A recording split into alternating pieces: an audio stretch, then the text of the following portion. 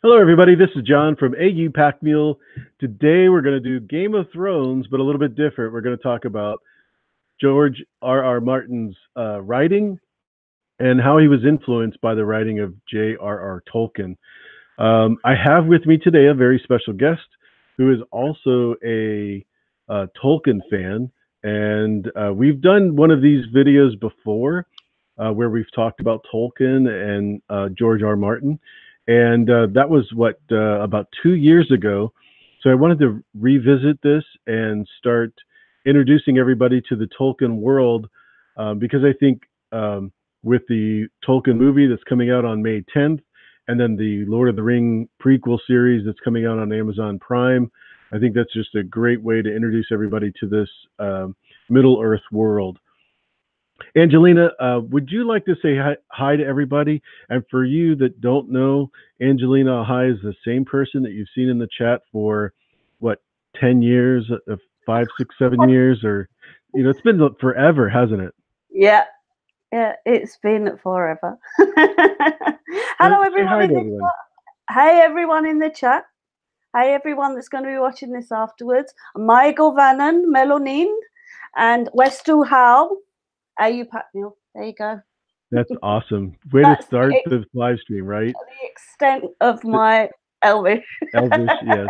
And a bit of Rohan in there. She's just saying hi, my friend, and best wishes to you. So thank you so much. Everybody that's here in the chat, and then, of course, obviously, everybody that's going to be visiting later on. I hope you enjoy this video. I thought I'd put in the background one of my favorite chatters is Airtouch Altınoz from Turkey. He is a great graphic artist, as you know, from if you watch him on Facebook or any of his YouTube videos. He created this awesome picture of me being whited. So if you want to see me what I'd be like dead, this is it. It's in the background. So I printed it up as a poster, and I hope that you enjoy that as well. Speaking of which, obviously, we talked before in our last video about your introduction to Tolkien, and I think it was the Bosky movie that your father took you to. Yeah, that's right. Yeah. You want to share a little bit about that so we can kind of get a understanding of your history? Oh, okay. Yeah, for anyone that wasn't here last time, my introduction to Tolkien was through my dad. My first ever movie that I went to see was the Ralph Bakshi animation of Lord of the Rings. And my dad always had the books lying around. So sometimes when I was little, I didn't always... I can read when when I was tiny, and I used to just look at all the maps and things. And then when I was about 11 years old, he gave me Lord of the Rings to read, and I didn't start with The Hobbit. I started with Lord of the Rings, and I went straight onto the Silmarillion after that, and then I did The Hobbit.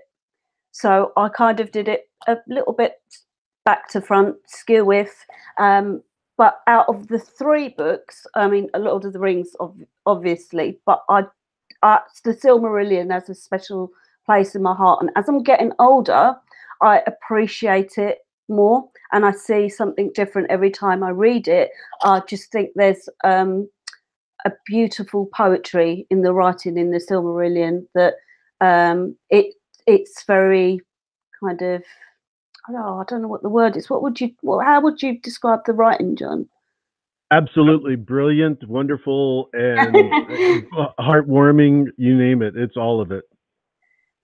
But it's written in a kind of I keep wanting to say old school, but that's not what I mean.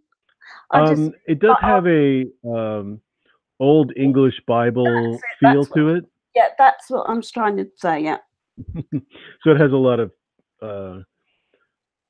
forthwith and those kinds of words that are not used in regular English, modern day English, I should say. Yeah, but I love that. I think it's poetry, isn't it? It is. Yeah. It is also a little bit long because it really could be made into and has been made into 3 books so far, and obviously the Iolindale is the first part, and I think that will be made into another book. Correct? I don't know. I don't know about that one. I just know that the what was it? Are you talking about? Well, we have Beren Beren and Luthien. We have the Children of children Húrin, hearing? the Fall of Gundolin, That's it. and then the Iolindale, which is the first part. I think they're gonna, if they decide that they're gonna do that as a book on its own, that one's going to be a hard one, isn't it? I think it's a little bit easier than you think, because I think that when you talk about the creation of the Middle Earth as we know it today, Tolkien wanted to create, the creation of his world, just like the Arthurian legends, but a more fantastical version of that. So the Iolindale basically is just the creation of Middle Earth through the One, which is the main god. He's the one that creates everything. He influences everything, and he created the 7 couples that that I atone to George Martin's 7, with the father, the mother, the crone, etc. There's actually 14 beings, but they pair off into 7 couples, which I think is really cool because it gives a masculine and feminine tribute to each one of the gods. Yeah. Well, 7 is a reoccurring number in Tolkien's works in the same way that it is in Martin's works. And I think Grey Area dropped a video quite some time ago where she was saying that about the 7 gods in Martin's work, and that they were gods of the Andals, and that they were people. They were people that were walking about amongst us, and in the same way that the Valar, they're beings that, although Arda is now Valinor is separate from Middle Earth, right? There's, you used to have, they were able to come amongst the elves if they wanted, but it was only one of them that did, wasn't it, Baronwe? Sure. Yeah, they were definitely part of the creation of Middle Earth as we know it, because everything that they created, Melkor, which was the only one that's not listed in the very creation in the beginning, would destroy. So if there was a valley, he would fill it up. If they put mountains up, he would destroy it. So that's the only other one that I can think of. In regards to the creation of George R.R. Martin's world, is there anything particularly that catches you in light of Tolkien's world? Well, I mean, the first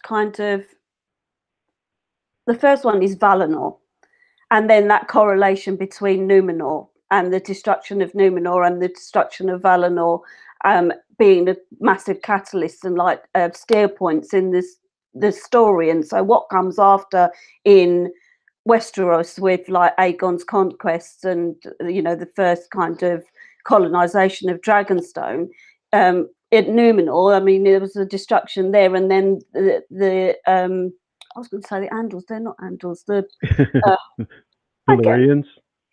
Well, no, I was going to say about at Numenor how there was a lot of kind of posts that were set up.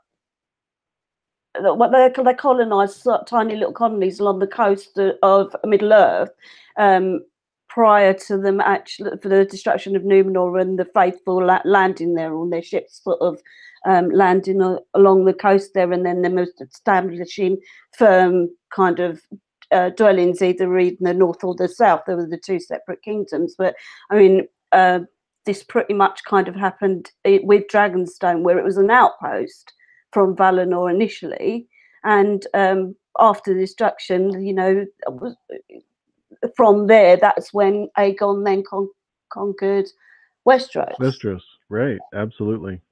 We already have a really great question from Carrie Needs. I don't know if you've ever interacted with Carrie, but yes, the question is: I read the Iolindale as more as a prelude than its own book. I wonder a bit if Melkor had his feminine match like the other Ainur, if he might have stayed true. Oh, and as you know, when couples get together, sometimes they are able to calm each other down. But Melkor was given so many chances, and he never had any interest in, you know, a companion.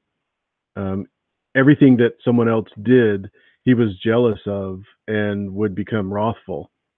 So, oh, I'm so sorry, Mrs. Cronall, heading to bed. Thank you very much. We'll catch you next time. I hope that you're feeling well. That's all I'm. Yeah, so glad that you were able to come by. We do know it's late in the UK, right? Yeah, it's PJs and Cocoa time. Yeah, I think it's 10 o'clock there. Yeah, 10:15 or so. Yeah, nice. That's right. Yeah, so I'm staying up late. Thank you so much for being here. I really do appreciate it. I trust you with your Tolkien knowledge. So and your Westerosi knowledge is awesome as well. So thanks for doing this. Yeah, do you know what? Right, I'm not an expert. I'm just a fan. Mm-hmm. So, and I always say that. So, you know, I'm not an expert. I'm just a fan. If I was an expert, I'd be doing my own videos on YouTube, wouldn't I? Really? Well, you're here with me, and that means a lot. So, yes. I don't know if you ever noticed, but we have a new person that's in the chat, Tolkus420, who's been in the chat for a while, but relatively new to the fandom. And when I saw that name, I was just so excited because, as you know, Tolkus is one of the Ainur, one of the 15 original creations of the main god from Tolkien's world. Tolkus is your favorite as well, isn't Tolkus he? is my favorite. Yeah. No, yeah, I like Manwë, but they're all have so many great. Yeah, there's so many of them. I don't even know that I could have a favorite if it wasn't for the fact that Manwë is the main one that gets mentioned all the time, and he's the one that takes care of Melkor in most of the skirmishes. Yeah, but we do like the idea, the fact that Tolkus was like the main man and that Melkor was a little bit scared of him. Oh yeah, he was the wrestler. As a matter of fact, he's blonde haired, just like the Lannisters, and he has a ready face. He doesn't ride; he just runs. So yeah, there's a lot of interesting facts like that Tolkien gives to each one of the Ainur. In regards to the Westeros version, though, I did want to mention the trees.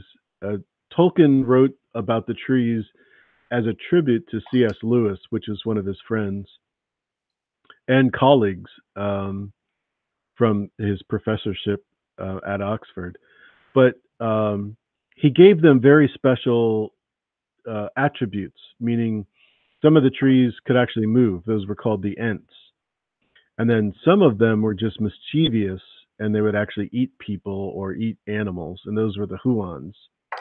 And I think that is one of the things that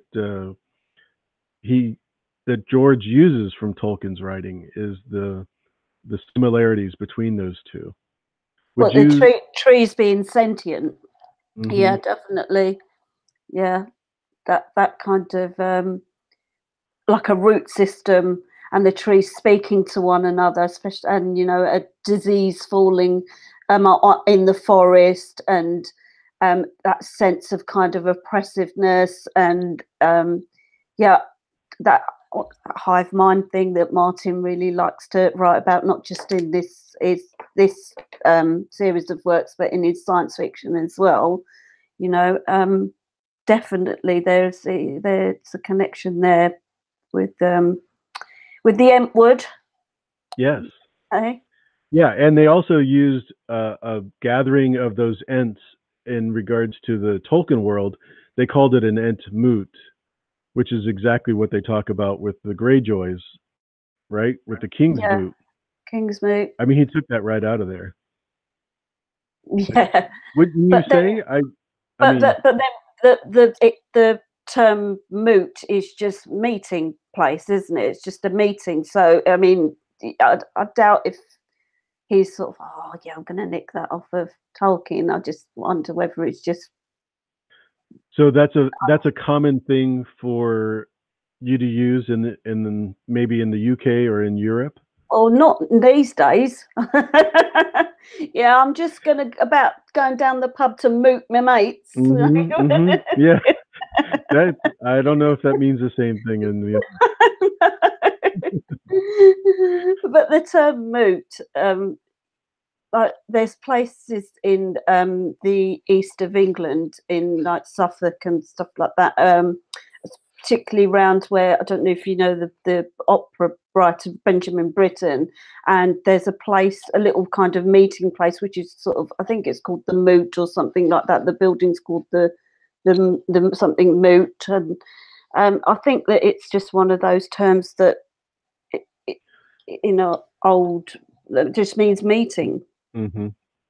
So do you think George used it as a way of giving it an old Earth feel, like back when, like a medieval feel or something? The Yorks and the Lancasters were fighting? Yeah. From the War of the Roses days? Yeah, possibly. Interesting. Yeah. You would think that if that were the case, he would give that moot to something that happened as the Great Council instead. Yeah. You see what I'm saying? Where the main characters were, as opposed to someone that's off in an island, and they're disputing kingship. Well, I mean, the word moot in itself is kind of, it has like a kind of rural feel about it. So you imagine that kind of that big kind of council meeting sounds a little bit more posher for, like, the city, whereas moot is more like for a little rural island or a little rural village or something like that, where they have their town's moot. I'm trying to come up with these things that I see are obvious, and Angelina's slapping me down. So I can see how. No. I wouldn't want this to be fun at all, No, I love the fact that you're able to see exactly what I'm saying, though. How about? Go ahead. I'm sorry. No, go on. One of the things that I was thinking of when I was doing this video, I went through the Silmarillion again yesterday and read through it. And while I was doing that, I remembered the Saruman warging Theoden from Rohan. And Grey Worm was always there whispering in his ear.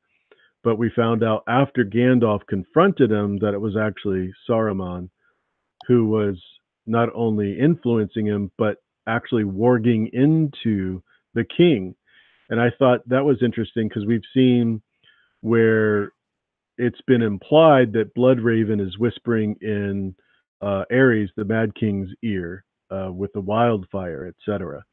Do you take anything from that, or do you think that was a stretch? Sorry, what was the question? So we're talking about Theoden the king from Rohan. Yeah. Oh, okay. So I just got distracted because Kerry, awesome. Kerry set us straight, and she said moot was the method of ruling brought in by the Danelaw, and the Ironborn are the Vikings of Westeros. So shout out to Carrie Neves there, who set us straight. Mm-hmm. I couldn't agree with you more, Carrie. I just think that he's using the exact word, and I when you see that, it just brings me to the connection with Tolkien. So I bow down to your authority there. So back to Theoden. So you're saying that the Theoden, but Theoden was he was sort of what's the word? Well, Saruman was kind of possessing him, wasn't he? He was under a spell, whereas we're saying that that Bloodraven is using the weirwood net to kind of whisper in the ear. But how would not the weirwood net? How are you saying that he's warging? Exactly. Just think of it this way: Bran wargs into Hodor,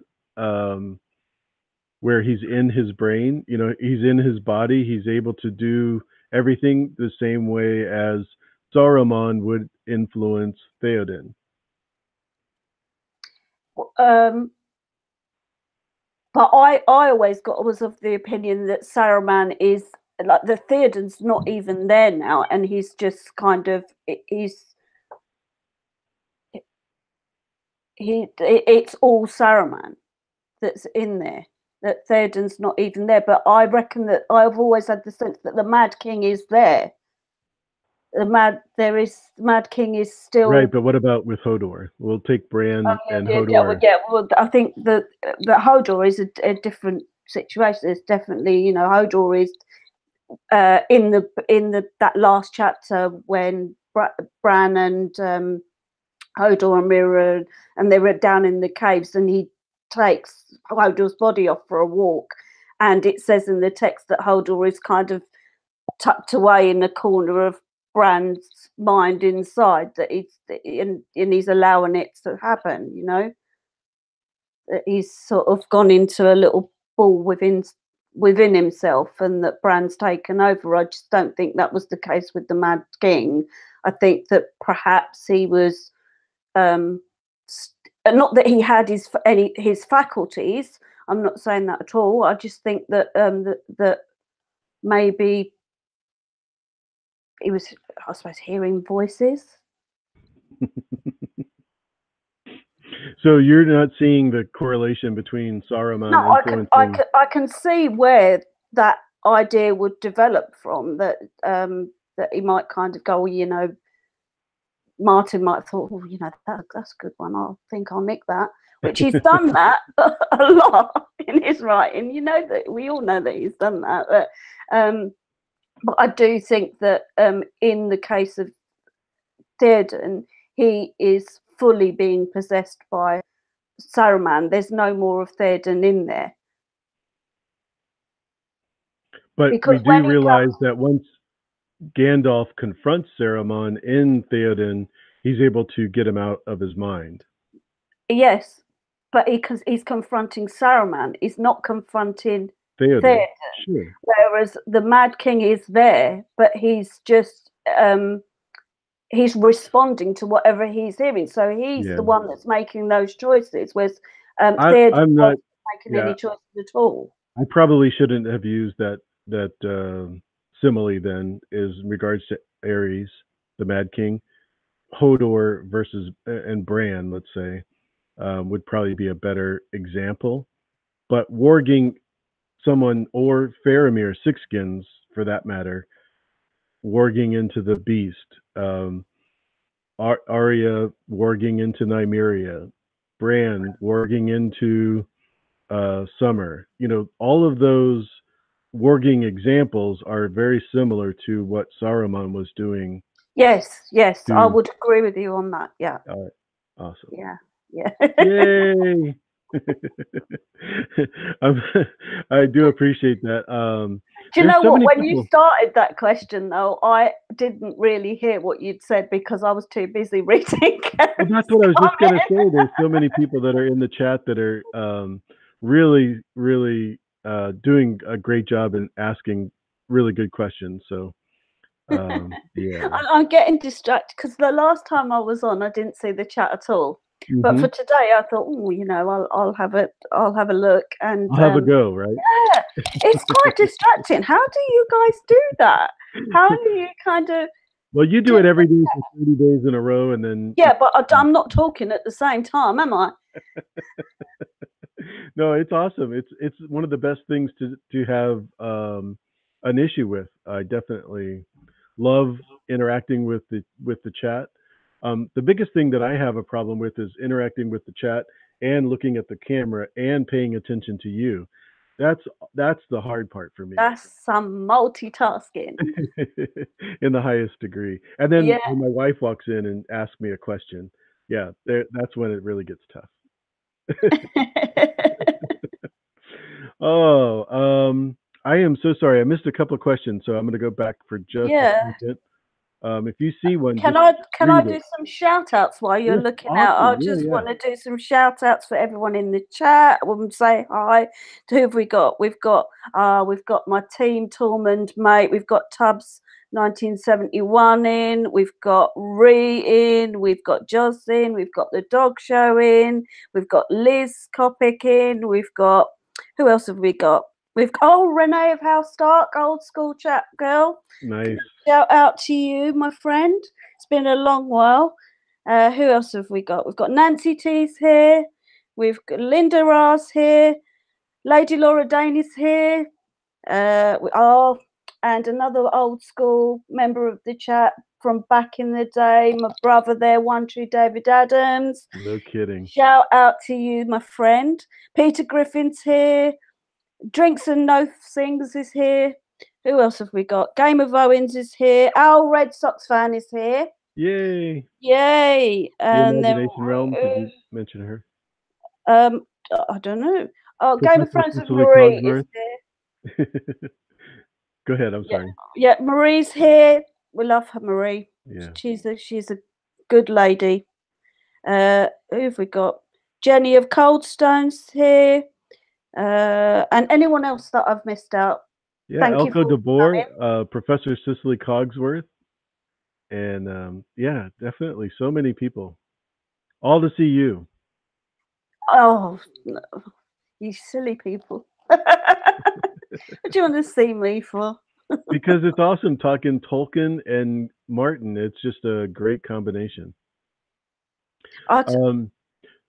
Luke wants to know if we've covered Children of Hurin. We mentioned the book, but that was it. In regards to the Silmarillion, we just mentioned that it was one of the books that has been extracted from the Silmarillion. I just need to say one more shout out, and that's to my girl Candy Muir. She's in the chat. Here. Candy's here. Nice. She's a good girl, Candy. Mommy of all mommies. Yeah. Yeah, she's making the 3 heads of the dragon there. She doesn't like me. I don't know if that means what you think it means, but yeah. No, not in a rude way, but she's having 3 kids. That's awesome. Love her. Hashtag UK Posse. It is cool having people close to you, isn't it? Like, for example, you live in the United Kingdom, so when you see someone there, it's kind of nice, I bet. Well, a lot of the time, I haven't yet met anyone in the chat that lives in the London area, same as me, or South London area at least. Otherwise, I'd be getting together and doing Game of Thrones parties and all sorts. But everyone else that I've met through this wonderful community, they are dotted all around the country, but as soon as we're in the chat, suddenly we're next door neighbours, because most of the people that are in the chat are from the United States or from way around the world. Special shout out to Ertach as well, because it has big love from me as always. Yeah, he's all the way from Turkey, so he's in Turkey, so but he's almost a next door neighbour. We'll just say he's a few streets away. Just a few streets. Yeah, he makes you feel that way, doesn't he? Yeah, because he knows what it's like when we have to stay up late for all the live streams and everything. Now, you guys probably haven't seen me much in the live streams on the chat, but I have been listening back to all of them. It's just that about 4 or 5 years ago, when it was season 4, and AU, you will remember this, when we were hopping from live stream to live stream, like through that season. It'd be from Teflon's channel, and then to the Hype's Watch, and then it was like Johnny's channel, whoever it was. We were hopping, and I must admit, I was started a new job at that time, and I was exhausted.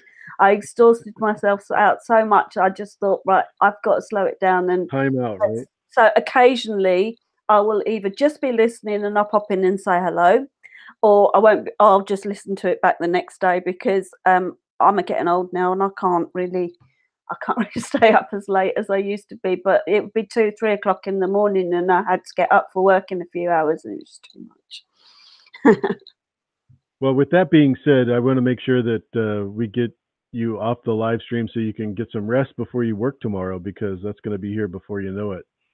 One of the things that happens in Middle Earth that we see in the movies, the Lord of the Rings movies, is the actual wargs, which are wolves converted to Saruman's use.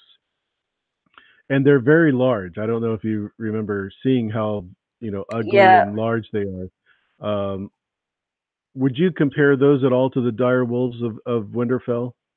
Yeah, and I also would compare that kind of large wolf, large dog being as Huan from the Silmarillion, who only speaks 3 times in his lifetime. But dire wolves don't speak, but well, wouldn't it be brilliant if they did? But yeah, the wargs there, and then that was really confusing for me when I first read Martin's work, because I was like, a warg is a wolf that can be ridden by a really large wolf that can be ridden by an orc. So what's this warg thing? And then I realized, when you read more, you kind of get to, oh, okay, that it means that you can move your spirit into an animal. But yeah, I think so. Definitely. Yeah, I definitely think that's a combination that he picked up from Tolkien right away. Thanks, KJ. I appreciate it, but it's actually all Airtouch Altino's work. He created the picture that's behind me, so thank you. Now, the Palantiri. Do you want to describe the Palantiri at all? Supposedly made by Fëanor, brought on the ships by the faithful when they fled Numenor. They've been scattered around the kingdom. Sauron's got few of them. You can look in them. You can bend them to your will, which is what we think Sauron has done. And they kind of work the same way as glass candles, where you can remote view. There you go. How about that? But one of the things about the Palantiri is they're like the crystal balls from the Wizard of Oz, except they're darker in color. But if you were I'm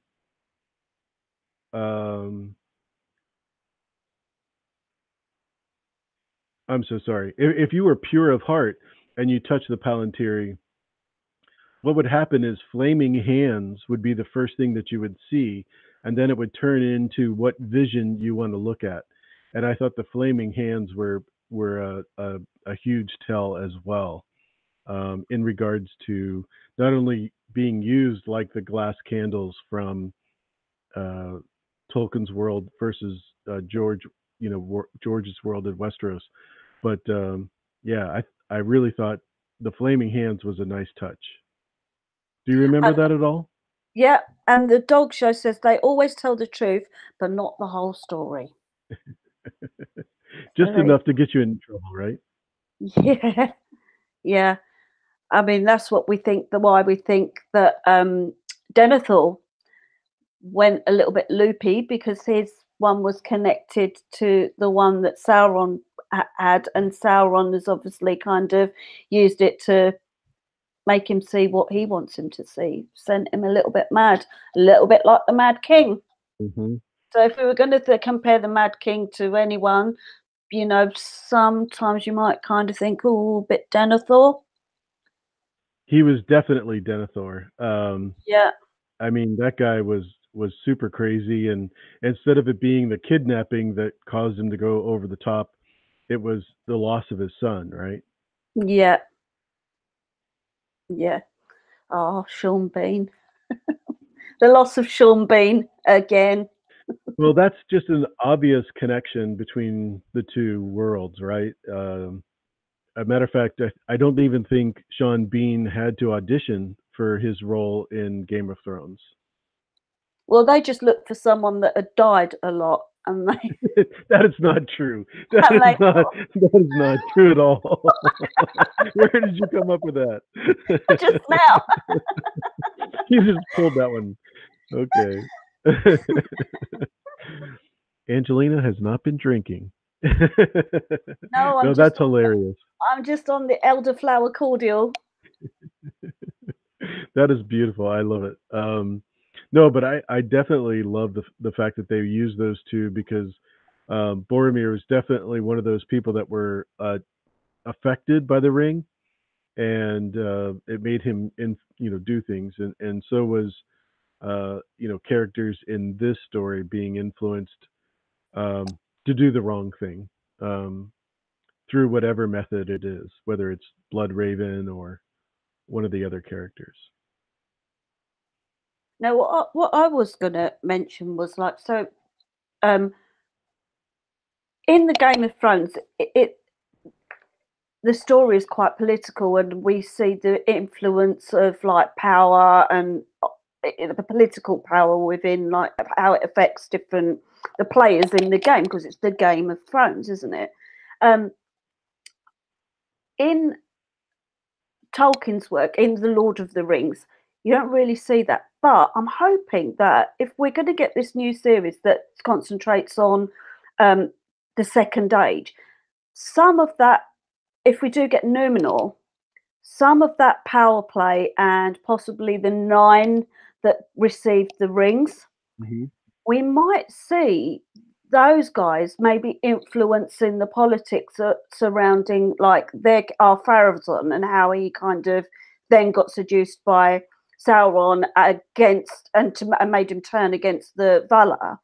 I mean, there must have been some sort of political intrigue that was happening at that point, especially with, and you've got the faction of the faithful, which is Elendil and all of his lot. I'd like to see them bring across a little bit of that kind of political intrigue that we've had in Game of Thrones, if they're going to do Numenor in this new series. I would really like to see some of that, because they're not going to do the Third Age, which would have been the fall of the Northern Kingdom in Arnor, the Kingdom of Arnor, because there was a lot of political infighting and civil war there. Which would have been really interesting to see, which is sort of similar to the Penny Kings and stuff. So I'm hoping that we might get some of that in this new series. That's TV. I mean, we're not talking about writing here, but there isn't any of that in Tolkien's text. It would just be a really good writer taking elements of it and then creating that themselves. And I would like to personally see that, but it isn't ever, that kind of political intrigue is never seen in Tolkien's work. And that's a major difference, I think, between the two writers. What do you think? Can you say the specific thing that you're saying are different? Eh? One more time, could you say the specific thing that is different?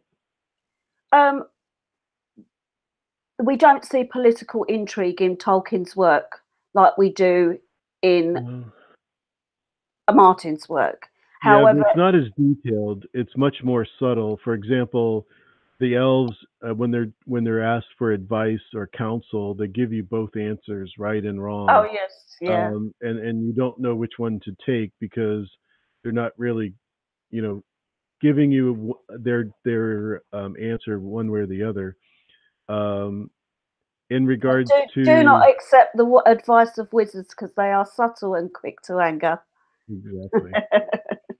The other thing that's interesting is it's all about how you help each other versus how you war against each other with men.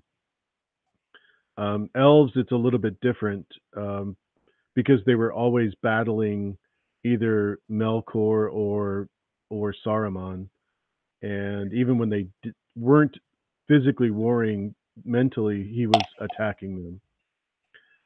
So the intrigue is a little bit different, but yes, in Martin's world, the political intrigue is much more in your face. Just like the food is in your face or the nudity is in your face. It's much more graphic. Whereas Tolkien is super subtle all the way through from the beginning to the end. But what I would say that is, if we're going to, this is outside of Tolkien's initial work, if we're going to be getting like a TV series of the Amazon TV series, Right. and they're going to be doing the Numenor and the Second Age, then there's a chance to bring elements of that into the writing there, all that, because I think haven't Amazon only got the rights to Lord of the Rings, and most of the Second Age is contained within the Akalabath in the Silmarillion. So in the Second Age, it's just what's in the appendices. So to flesh it out, they're really going to have to work on that. I don't think they have the rights to the Silmarillion, so they can't kind of use any of that work, really, can they? Yeah, I definitely don't see the Amazon Prime series including anything from the Silmarillion. They don't have the rights to that at all. But what I think they're going to use is unwritten material, adapted material. Okay. And the reason why I say that is because this map that they're using to intrigue most people, I don't know if you've heard of that, but it does have all of the Second Age. And I think that map is going to be used as a storyboard for the current situation. And Which that's is where they're why going I to. mentioned Numenor, because it's on one of those maps that they've Sure. released. Absolutely. Yeah, I totally agree. I wasn't I wasn't in I didn't fall into the trap of believing what that promotional material had for the Amazon Prime series because I always was expecting it to be an Aragorn early adult That, kind of that's a show. Well, I initially had heard the rumor that it was going to be the Second Age, and then they mentioned about young Aragorn, and now they've gone back to the Second Age because of this map. We still don't really know. That is true. 100% we do not know. So yeah, we don't know. So as long as they're as faithful as possible to the text, I'll be happy with that. Although, like I said, good writing, it's good writing, isn't it? And that's what you see Absolutely. with George R.R. Martin, and that's where his influence. Imagine all of the books and things that are going to come from Game of Thrones. The next level. Yeah. And Tolkien is the father of all of that, I believe. He's my first love, anyway. So. Yeah, I think all of the Amazon is not going to be able to use anything that's in the Lord of the Rings as far as the books themselves or the appendices. So the material would have to be, would not include any of that because that belongs to Peter Jackson and Wingnut Productions, I think it's what it's called, as well as The Hobbit. Anything from that would be off limits. The Silmarillion has not been used or sold, so those are off the table as well. But you got to remember when Christopher took over the Tolkien estate, he had 70 archive boxes of written material. So there's plenty of material that he could use in regards to the story. And we do know that it's going to be at least 5 seasons, right? Yeah. That we do know. Yay! Yeah, exactly. We're not going to be this pulled out from under us. Well, do you know what? When we knew that there was going to be an Amazon Prime Lord of the Rings Middle Earth series, was way before I heard about the prequels for the Song of Ice and Fire.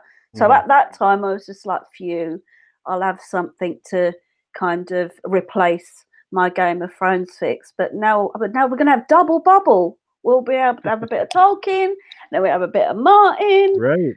What can you ask for? So can we talk about the elephant in the room being that George uses two Oliphant, Oliphant, Oliphant? Yeah, Oliphant. speaking of Middle Earth, we should use Oliphant. Yes, I'm sorry. Thank you, Sam Mice. Yeah. In regards to J.R.R. Tolkien and his name versus George R.R. Martin and his name, can we mention that really quick?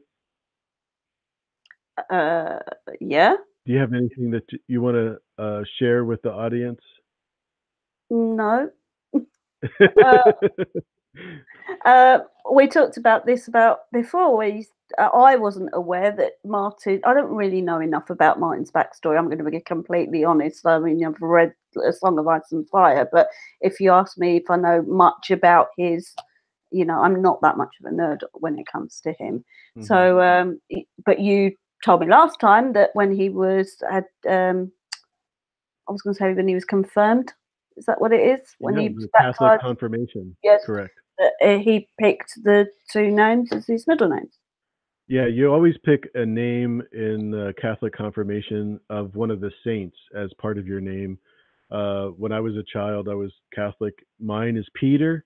I don't actually have a middle name. I don't use Peter, but if there was a guy that had my name with middle initial, and I probably would use it. But George definitely used that as an influence, on his choice.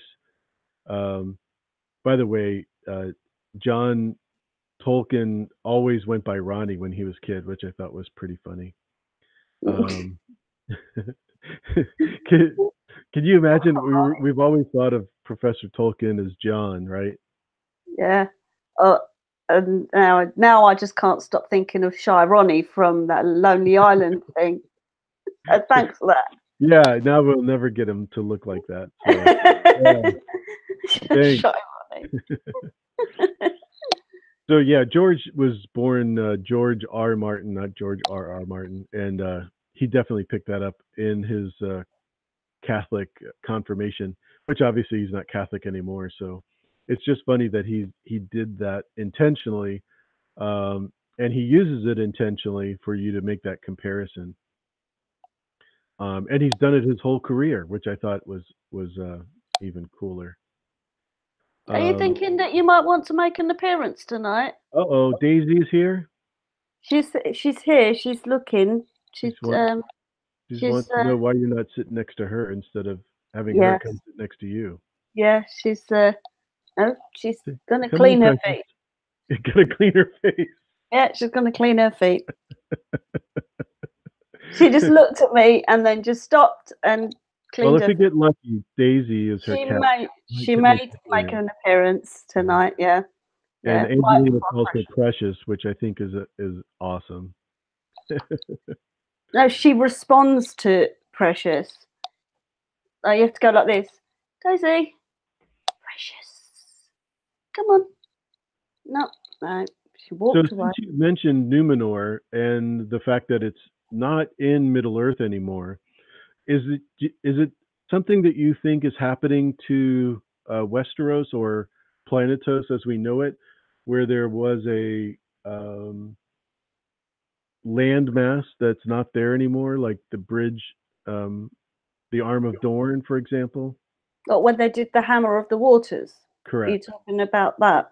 Well, Um, that's an obvious one that we know, but do you think there is others that we don't know? or in Westeros that there's Correct. Hmm. well, if we think about the Doom of Valeria, and there may have been like a massive tidal wave that has sunk quite a lot of continent. but I don't know. Okay. What about the another obvious one, Samwell and Samwise? Well, Sam is like the hero of the piece, isn't he? Hmm. Really, and you do get. I mean, didn't George Martin say that Sam he identifies most with Samwell Tarly? Um, that's the character he identifies the most, and I think there's probably a little part of him that sort of feel it connected with Samwise Gamgee as well, because he's not he's not good with a sword. He's not strong. He's not the strongest one of the fellowship. He's, you know, he's good with a frying pan. Well, he can cook, do a little bit, but he's determined, and he shows strength in love and Loyalty. loyalty and that good Hobbit sense. And I'm wondering whether, well, I'd like to think that Samwell Tarly embodies certain of those elements, and that bit where he stabs the White Walker is his Sam in Shelob's lair moment, isn't it? Really, where he kind of, shows that little bit of heroic kind of, like, just that moment of I've got to do this. And wouldn't it be fantastic if Samwell Tarly is Azor Ahai? Well, there's no reason he couldn't be, but that would Well, make I mean, sense. Samwell Tarly being a hero, you know, but for the reasons that, it's nothing like Jon Snow or Aragorn. He's just that kind of good sense and determination, which he shows. I mean, in the show, what about him when he uh, sorts out Jorah Mormont's grayscale and everything? That was just sheer will and determination. It's like, I've got to do this, and that's straight out of Samwise Gamgee, isn't it? Really, I've got to do this. Hmm. And I think there is a correlation there. Sam's the best. Everyone sort of thinks that Aragorn's the hero, and we do love Aragorn, but Samwise is the hero of the piece, if there is one. The other thing too is that Sam, because he's the landscaper, basically, he's the gardener, of Bag End, that he's looked down upon by Merry and Pippin. I don't know if you've kind of get that feel when you read Lord of the Rings at all, but I definitely see where he's not included in the trio. He's always the guy that does the work. Um, Well, yeah, Frodo and Merry and Pippin, they're kind of, I wouldn't say, well, would you say aristocracy? I mean, Pippin is the son of the Thane. Uh, Merry's got in line to be like the Lord of Brandy Hall, and Frodo's he's got quite a lot of money. yeah. Been left it, and I think, Bilbo Baggins is a landowner. All of Bagshot Row and everything is owned by him. So he doesn't have to work, he just collects the rent. The only one that works out of them and is proper working class is Sam. So they probably do look down on him. However, Samwell Tarly is the son of an aristocrat, really. He's a landowner, his father, and yet he's been ostracized by his people and found community in the Night's Watch. Yeah, I definitely get the same feel that Samwell and Samwise are both in that unpopular circle of friends until he hooks up with Jon. Yeah. And the other thing too that we don't think about too much is that Samwell and Samwise both get the pretty girl, right? Yeah. Yeah. Speaking of Daisy. Rosie Cotton. Yeah, that's definitely a thing that they both have. Both flower names. Um, all combinations between those two are incredible. Westerosi Ninja says Chewbacca equals Samwise equals Sam. Chewbacca is an awesome character. Yeah, got my Star Wars hat on. Sam is the Chewbacca of the piece to Jon Snow's Han. Mm-hmm. There you go. Yeah, I just love the combination of character traits that he uses from both of those. What other you mentioned before we started that you saw some not so much similarities, but things that contrasted with Tolkien's world that George uses. Did you have any particular that you wanted to talk about? Let's have a little think.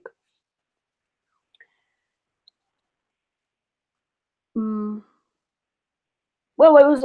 I did mention about the whole politics and the political intrigue and stuff. That was. I think that's what I was really because I'd been thinking about that today, because I was trying to find some information about like the Amazon series, just because I was supposed to be at work. Well, I was at work, but I wasn't working, and I was looking up things online like you do.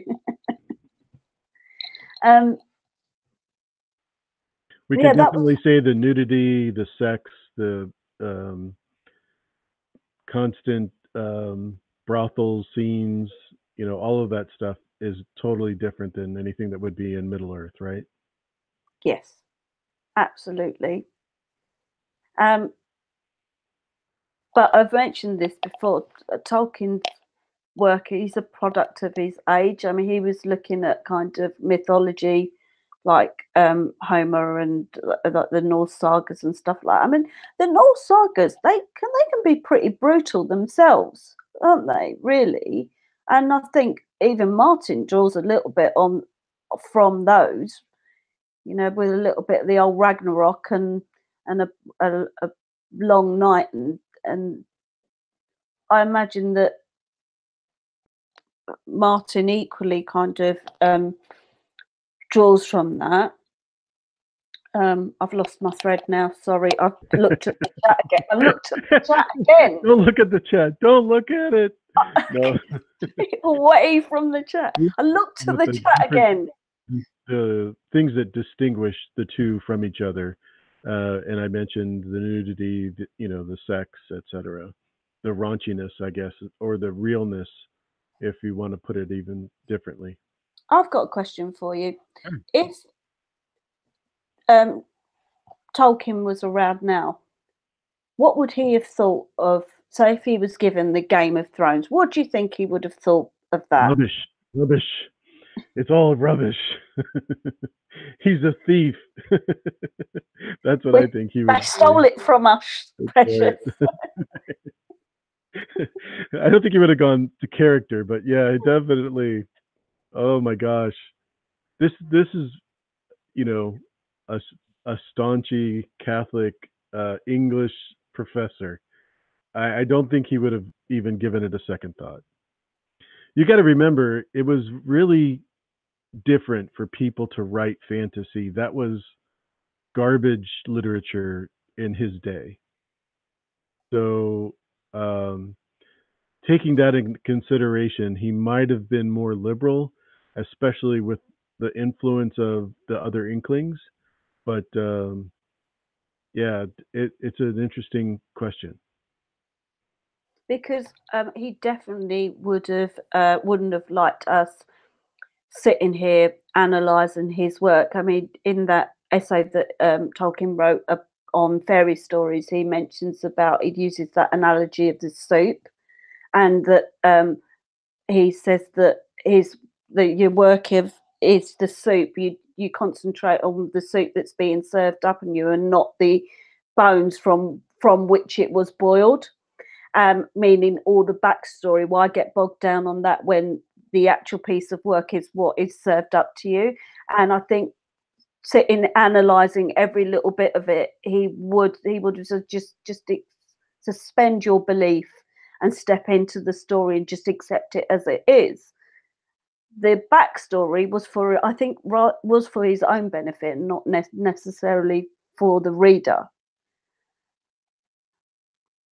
And with George R. R. Martin, he's writing past, present, and future as he goes along. So he's writing, I mean, Lord of the Rings, the seminal tale of Tolkien's work. There's a start and there's a finish. You get snippets here and there, and it's only when you go into the appendices that you look at you learn the backstory. Now, we would never have got the Silmarillion unless, you know, the fact that Christopher Tolkien collated all the works and put them together. But with Martin's work, we're reading it live. He's writing past, present, and future. He will give you snippets of past as he's going along in the story and explain backstory as he goes along. And then he gives us World of Ice and Fire. So we're like, and I bet you George Martin is sitting there going, oh, you know, all those live streams that I've seen you all watching, and I've secretly been tuning into AU Packmule's channel. What I'm going to do is I'm going to drop a World of Ice and Fire, and that'll sort you out, and all your surmising and theory work. Here it is. That's for you. Tolkien never did that, did he? Because No. I think all the backstory was for him alone. And possibly like when he was not even justifying his work, explaining his work to, like you said, his friends in the end. Because oh my word! I just got up. I was so excited. I accidentally knocked down the poster. All right, we're safe. Are you okay? Yeah, we're safe. Go ahead. I'm sorry. I didn't mean to interrupt you. Oh, that's it. I'm done now. There you go. So, Lady D asked earlier in regards to Lord of the Rings being about World War II, and we all know that Tolkien was in World War I and was wounded.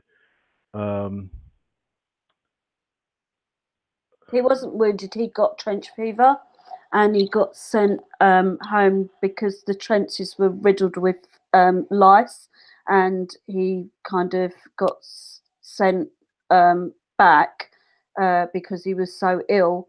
And out of all of his friends that went, most of them from the TBC, the Tea and Barovian Society, all but one of them came back, all of his friends. But he wasn't wounded. He left the trenches because he got sick. Is that right? It was my understanding that he was wounded at a specific battle, and it was it's escaping me right now, but that's when he started writing the Silmarillion. So obviously, okay. Sorry, I interrupted you there. Sorry. No, it's okay. You can interrupt me anytime. Yeah, he definitely wrote about it, but he also used the characters, and we'll see that on May 10th when the movie called Tolkien will be put out in theaters. Khaleesi Clues is here. Thanks for coming by, and you have a great day. Thanks for coming. But yeah, he uses the cavalry. He uses the allegory, if you don't mind me saying so, of the industrial creations that we have with guns and cannons and etc., versus the old school way, where we use bows and arrows or traps, things like that. And so he definitely had a conflict that he was trying to demonstrate in a totally different way. But that was the Silmarillion, is what he started to write. So it wasn't until The Hobbit that he realized that he could actually do very well making a living as a writer. And that's when he went back and he combined the ring in the Hobbit to link it with the Silmarillion and that sort of thing. So yeah, sorry to interrupt you there. I don't know why I'm having such a hard time about the battle. The Somme. Yes, the Battle of Somme. That's exactly right. Sorry. Plexi Brand is here. Oh, Plexi Bertrand. Is she the one that said it? No. Oh, okay. But Okay. I just seen that she said, yeah, Tolkien was at the Somme. She did say it as well. Yeah, but we just want to say hello to her as well. Always, yeah. Plexi's always the one that has the great questions, and then retracts them. She only retracts it if it's misspelled. She doesn't like to be caught on misspellings. Oh, Liz is taking off. Thank you for being here. Appreciate it. Everybody's ready for dinner. I don't know about you, but I'm getting ready. So, and I'm on the West Coast, so you're probably almost ready for breakfast. Second breakfast. I knew you were going to say that, so that's funny. Thank you, Liz. That's because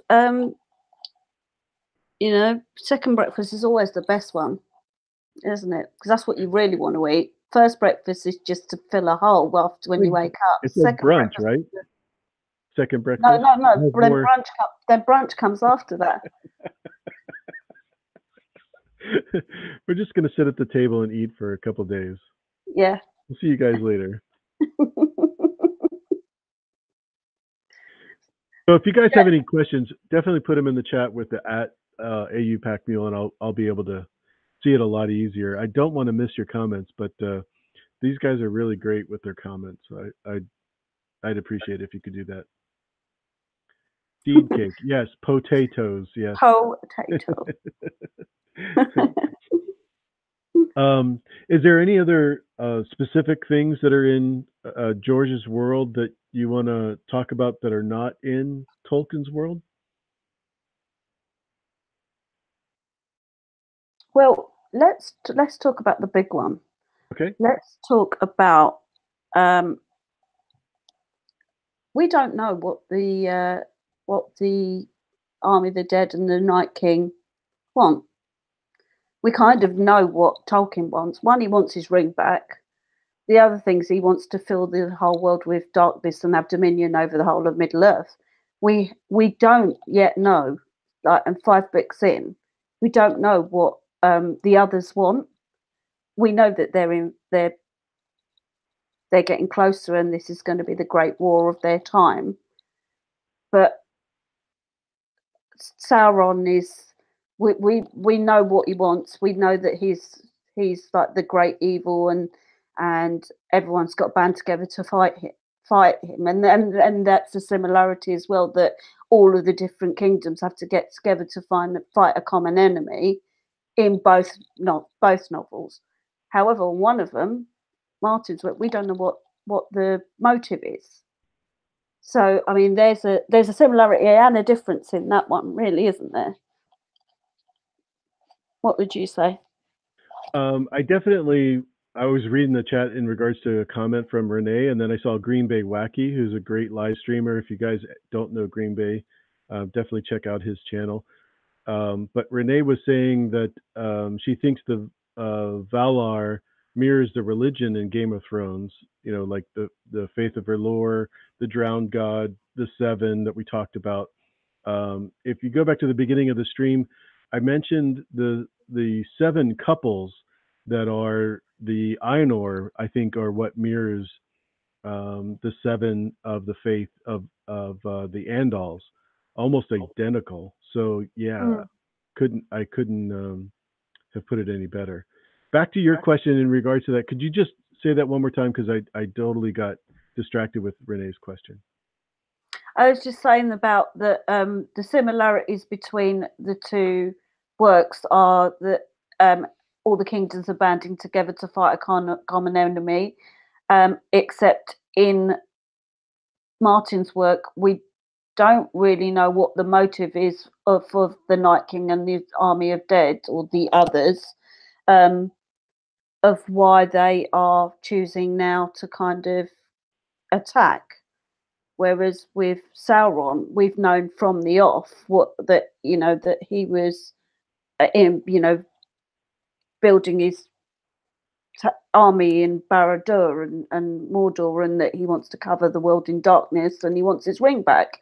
there's his motive. We don't know what the Night King's motive is, or we don't in the books. We don't know if there's a Night King either, do we? That's true. We can only assume there's going to be, based on the fact that we have it in the show. But yeah, one of the things that I wanted to bring up in regards to the orcs and the White Walkers is both of them require darkness in order to move. They cannot be in the sunlight. The Uruk-hai were the only ones that could battle in the sunlight, and that was for a very limited amount of time. So that was one of the combinations that I saw in the writing as well, almost clearly. But the reason that Sauron wanted to you get the ring back is because he had put part of himself into the ring, and he couldn't physically become a human form or any form for that matter without reuniting with the ring. So that's where he would get his powers from, if you will. With the Night King, there's no kind of jewelry or any kind of staff or anything like that that he wants to reunite with that would make him. We don't know what his motive is, do we? Really? Correct. And so we've yet to find that out. So hurry up, George, and write the Winds of Winter so we can well, find out. If you've listened to my channel for any length of time, you know that I believe that George is done with Winds. He's just waiting for the show to be over, and then once the show is complete and Winds been released, he'll wait 2 or 3 months or 4 months or whatever, and then release Dream of Spring. That's what I think he's working on now. I think that George is a massive troll as well, and and that Winds is going to be completely different from the show. I definitely and James Spring. I think the outcomes are going. Well, you know, I think that there's going to be a massive disparity between the show and the books. I think I just was reminded of Tolkien when he was writing. He wrote. It was when he was writing Lord of the Rings, and I think he wrote to one of his sons, and he said, "Oh, something like, I didn't mean to write him, but this character Faramir has just turned up. I don't know whether he's going to be. I'm going to pop him into the appendices and leave him there, but I'm kind of liking him at the moment." So for him, he said he didn't imagine Faramir. He just appeared in the book one day, almost like kind of he wasn't in control, and Faramir just arrived on his page from his pen one day. And I'm wondering whether George is the same, that he hadn't finished it, and as he's going along, he's probably thinking, do you know what? This is how I want it to go. I've changed my mind. Or something I didn't. So I think it's going to be a huge difference. So how exciting is that? Isn't everyone excited to find out? You know, the show fantastic, but I mean, we've got a whole different, like, choose your own adventure, you know, so it's one ending and then there'll be something else on another route. Isn't it exciting to kind of look forward to that as well? 100%.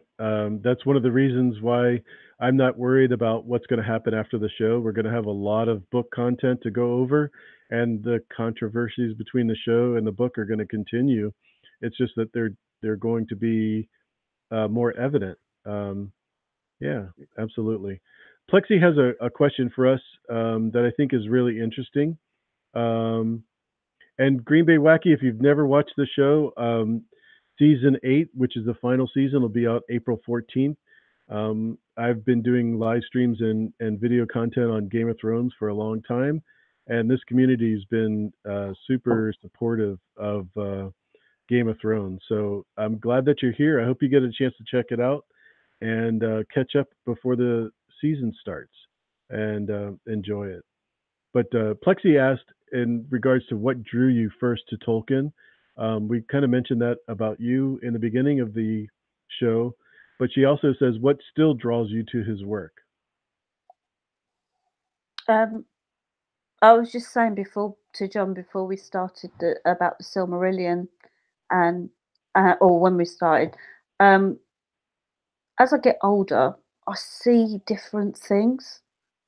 When I was 11 years old, just the first beginning chapters and the Black Riders. Oh my God, what's going to happen with it? And are they going to get away? And what's going to happen to the 4 hobbits? And I really connected with the hobbits because they were kind of the closest thing to what I knew in real life. I live in a little town in London, and a little part of London, and people are kind of, you know, sort of fairly similar to hobbits, and, you know, local living. But as I get older, it's the chapters like the Council of Elrond, and I remember I gave it to my brother to read the Lord of the Rings, and it took him 6 months to read the Council of Elrond, and then he gave up and he never read it. He never finished the book. And me and my dad were like looking very indignantly at him, sort of like, I'm really disappointed in you, but maybe you'll pick it up again. He never did. But now that's a hard going chapter, the Council of Elrond, but it has so much like backstory and exposition in it, and I love that. And now I've kind of recently reread The Children of Húrin. Oh my God, what a tragic tale! But I see things. I see. I can connect with the kind of the whole thing about pride versus fate and free will, and just the poetry, and although it's fantasy, it's grown up writing, and I just have a renewed appreciation every year, and it also brings me back to when I was younger and I had that excitement and couldn't put it down. Was sitting in my room, and my mum was saying, "Are you going to stop reading?" And I was like, "No." So in equal measures, I love it for those reasons. Thank you for the question. Yeah, Plexi asked a great question as always, and I was like Catherine. I wrote it.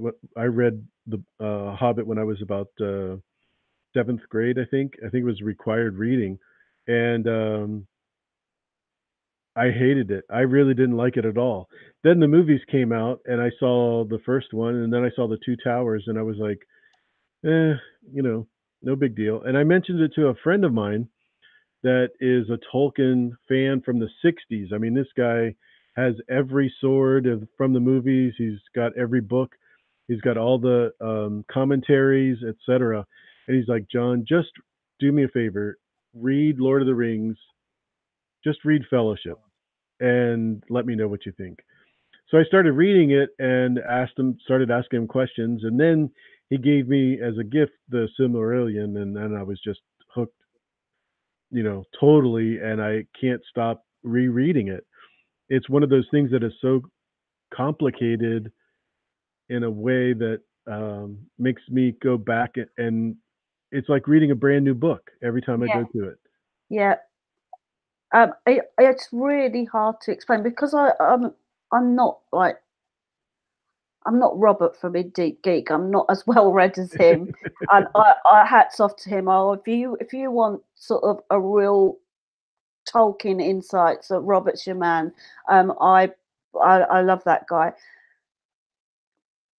but there's a beauty in the writing that I just can't explain, and I really find it hard to articulate. But I've never ever had that same kind of level of kind of excitement from anything else that I've read, even Game of Thrones. I've got to say, I found when I first started Game of Thrones, I found it really hard going.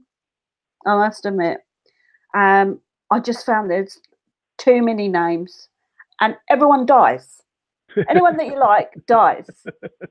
And I was a little bit like, I can't invest myself in this because, I mean, at least we only had Boromir's death, and he wanted to get the ring off of Frodo, and so really you weren't that bothered about him dying really too much.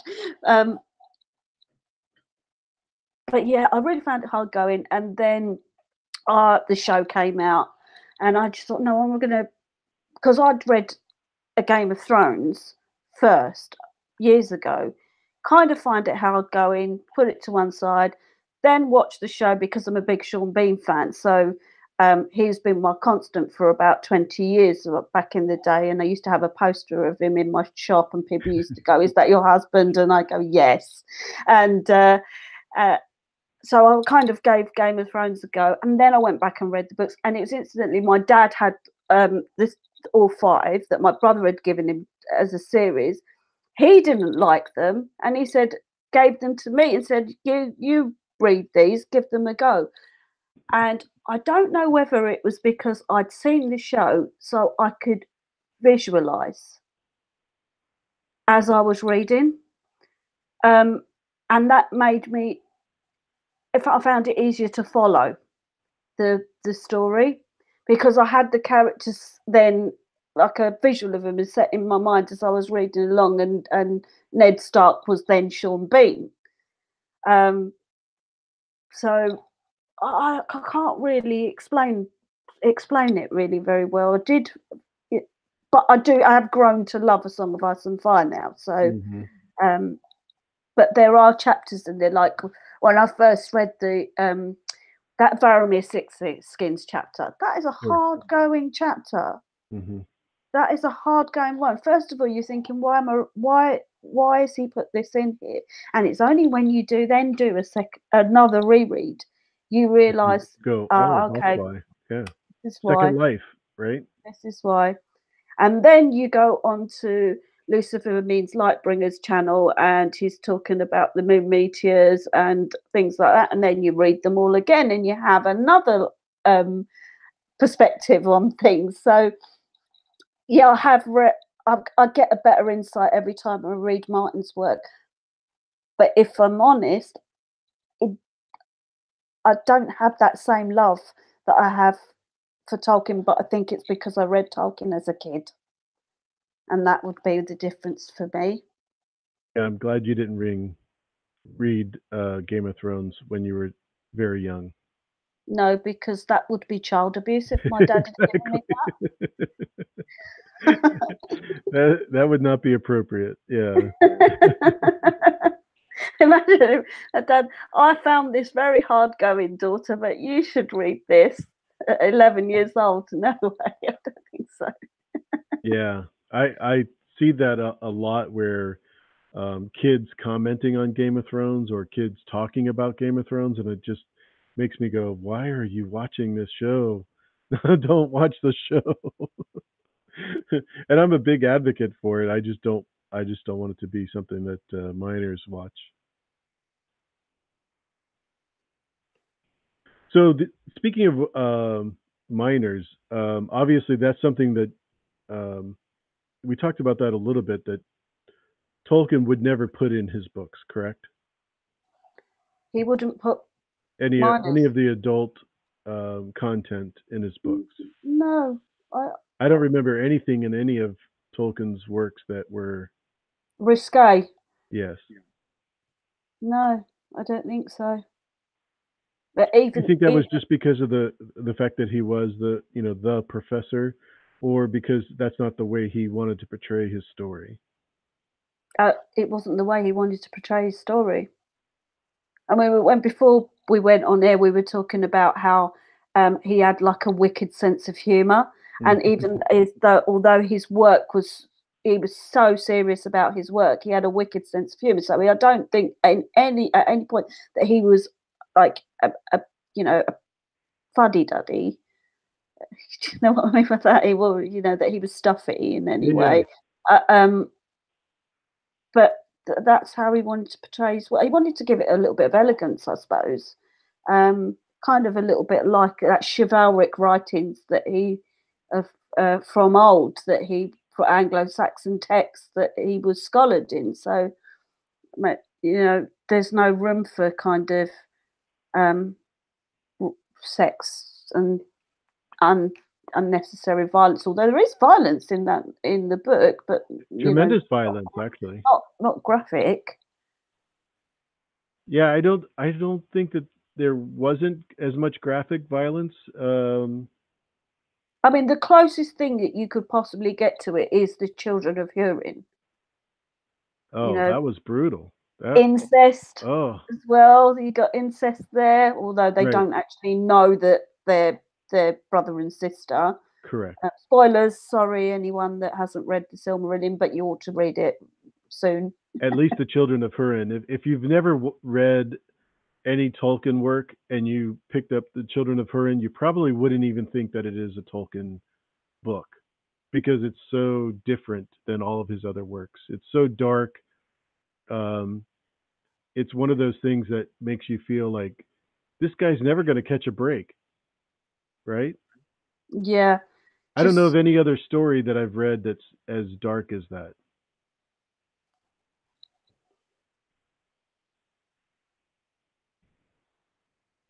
Would you agree? um. Well, I'll tell you what She's though. trying to remember what she can admit to and what she can't admit to. No, I was going to say about you know, uh, Frankenstein is quite dark. Do you not think? Oh, yeah, you're right. But Yeah, it's not as long and drawn out and over and over again dark yeah. I like mean, Children is. with Turing, you kind of want him like, oh, can't this guy cut a break? But then there's another side of you is like, yeah, you're an idiot, mate. He makes some stupid choices. He was a little bit like Jon Snow, right? Yeah, yeah. He just makes some really, really pitiful choices.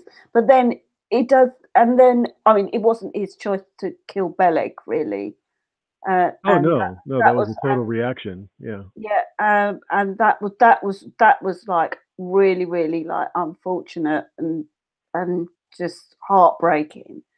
And you can kind of then understand why he's kind of then gone on this path. But there were some other things where he's like, yeah, don't go, stay here in Doriath, and he's like, no, I'm going. And his mum and sister weren't even where he thought they were going to be. Pringles Jingles brings up a great point, and I love that name, by the way. It he, the question is basically technically the Valar or the Ainur, if you want to say it that way, are all brothers and sisters because they were created by Iluvatar, and so that is kind of like the same thing. But I don't put it that way because they were created to be whatever they wanted to be. It wasn't until after they chose that they were technically children, if you will, because they were born fully powerful, right? Mm. Labs here, by the way. Yeah, I saw that. Thank you for pointing that out. Bear with me just 1 second.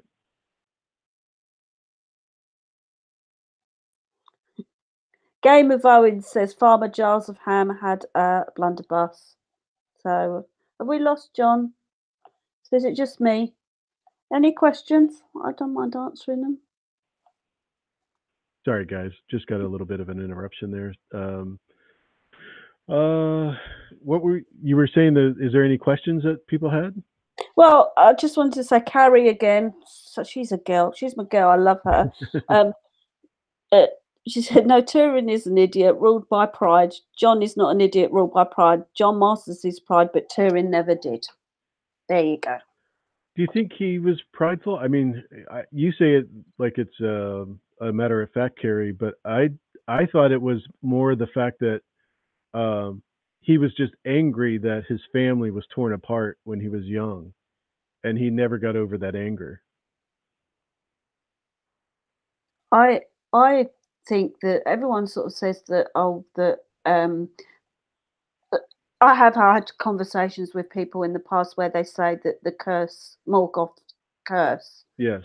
uh, um, and that the Turin is cursed.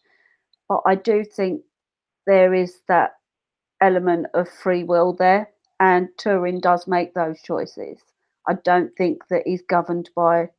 I don't think there's governed by a curse, and I think the curse is just like an overhanging kind of shadow. But ultimately, he does make those choices, and I think you are right that he never really got over the fact that with his parents. Right. That was one of the coolest things about the Children of the Four in the book. In the book, where he brings his father's unit right to the door. They all raise their swords. It's all bright and brilliant, and he's like, "We're gonna make it until the morning." And I think when he realized that his dad's not coming back, that's when his whole life was destroyed. And if it wasn't for his teacher, and I forget his name, but he was the guy with the bad foot that hit it. He was the woodman that hit his foot with the axe, and he limped all the time. I've But forgotten his name. yeah, I forgot his name too. But if it wasn't for him, I don't think um, Turin would have ever made it in life. I think he would have killed himself. Well, we might have to do a proper live stream just on Turin. And then another one on Beren and Luthien, which is a beautiful. We haven't even touched on that. And then the fact that Tolkien, um, he wrote that for his wife, basically. It's him and his wife, isn't it? Beren and Luthien, him and Edith. Exactly. And anyone that is not going to go and see it ought to go and see the film when it's out next month. Please go and see it, because it'll be a beautiful love story. And I'm a romantic at heart, same as Tolkien. He was a romantic at heart, and I think if you can, just please go and see it. And then read the Silmarillion and read Beren and Luthien. Lady Laura Dane Starfall, thank you so much for coming. Enjoy that food, by the way. It sounds awesome. I really appreciate you coming by. But yeah, I think if you've never watched a Tolkien movie or you've never read a Tolkien book, by all means, I highly recommend that this movie is going to be a very romantic story about a soldier and someone he fell in love with, and his young tragic life, etc. So, and I think based on what I've seen so far, it's going to be awesome, and it'll hit a lot of key points that will introduce you to Tolkien's work. So, by all means, I would highly recommend the movie. Plexi asked another question: do you see the writings of both George and Tolkien having the same or different ethics, morality, and message? Um, I don't think the morality is really um, something that he's addressing in regards to Tolkien. Would you agree with that part?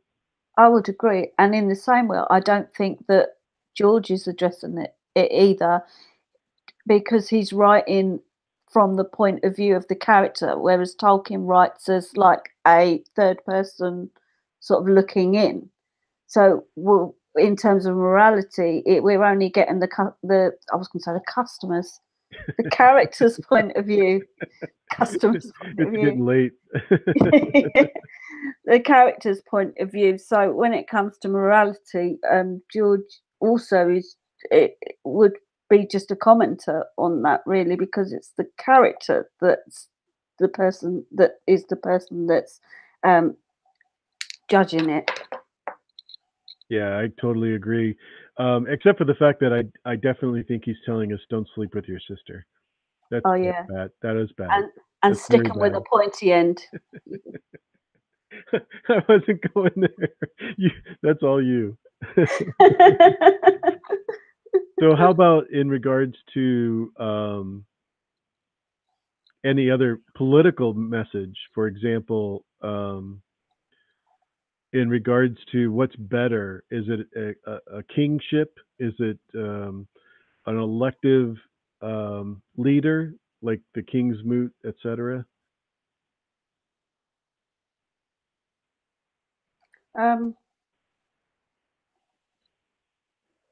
I think George is saying neither.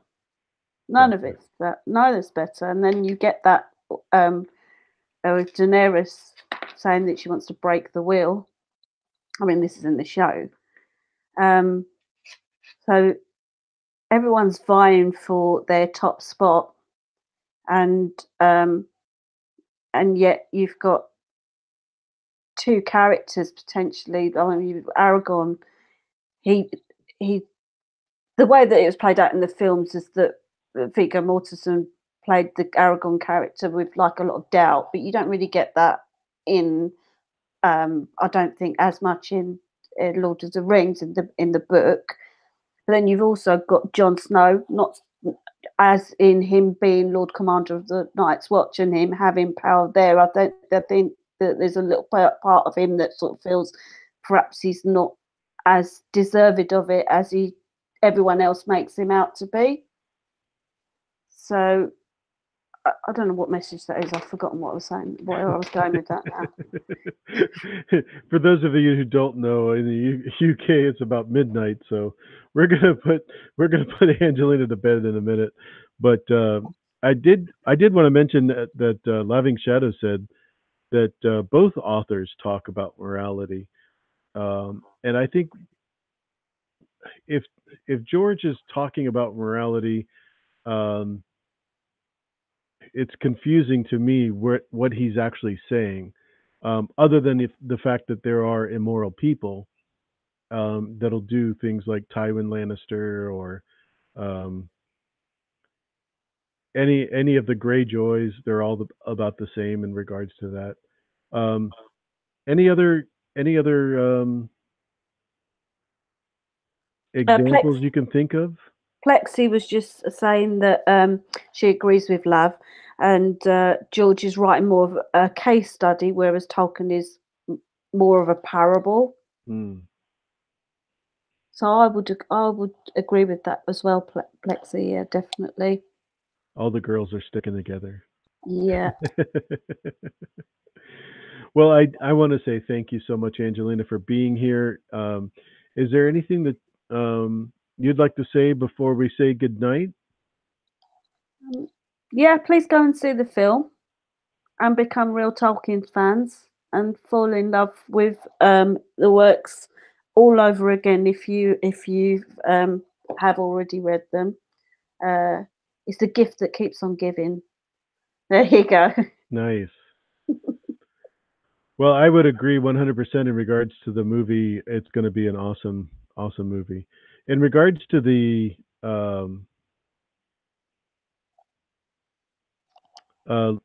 show, I think that we're going to get an awful lot of creators jumping on board with the Tolkien series from Amazon Prime. So I hope you guys get to watch that as well. Yeah, we're all like kind of in the same boat on this one, aren't we? We're kind of like, we don't know where it's going. It's brand new writing. We're stepping into like Middle Earth again, and on a different. I come back to the fact that the Game of Thrones community as it is, and it's absolutely fantastic. When I was growing up, and we had, and I first read Tolkien, I think there was probably one person in my class at school that had probably read it and didn't want to kind of sit down and talk about it. The only person I had to talk about was my dad. The internet is such an amazing resource, and wouldn't it be fantastic to kind of and the internet was just coming into play when Peter Jackson's films were especially when the Fellowship first came out. The internet was just sort of coming into our homes. It wasn't like I think you had to just go to an internet cafe around about that time, or it was just coming into homes. So now we've got Tolkien's work coming into play, new series on Amazon, and we've got the internet as a massive resource where everyone can band together and create a bit of a community surrounding his works again. And it's just an exciting time for me as a fan, because I never had that the first time round, which I wish I did. And that's what's been nice about Game of Thrones, because it's coming to an end now, isn't it? The show's coming to an end, although we've got so much more coming, but it's an era is going to be ending where we've all kind of, from start to finish, we've been able to sit down and discuss it all with each other and share theories and laugh and memes and be in chat rooms and all sorts, and how fantastic, you know, we're very, very lucky to be living in the age that we're living in and to be able to share it with each other. Yeah, I hope you get to come back after we get to see some of the episodes and talk about it in a different way. So hopefully we will get a chance to do that. Yeah, that'd be absolutely, if you have me. I'll be a little bit more on the ball because I'm a bit tired tonight. Well, not only that, but it's Sunday, so you're supposed to be chilling and relaxing, right? No, I work on Sundays. I'm Indian. We work on Sundays. Well, I do appreciate you coming on. Thanks for everybody that's come by. Make sure you hit that like button on the way out. If you're new to the channel, please subscribe. We'd love to have you as a chatter on the next live stream, and we'll see you then. I appreciate it.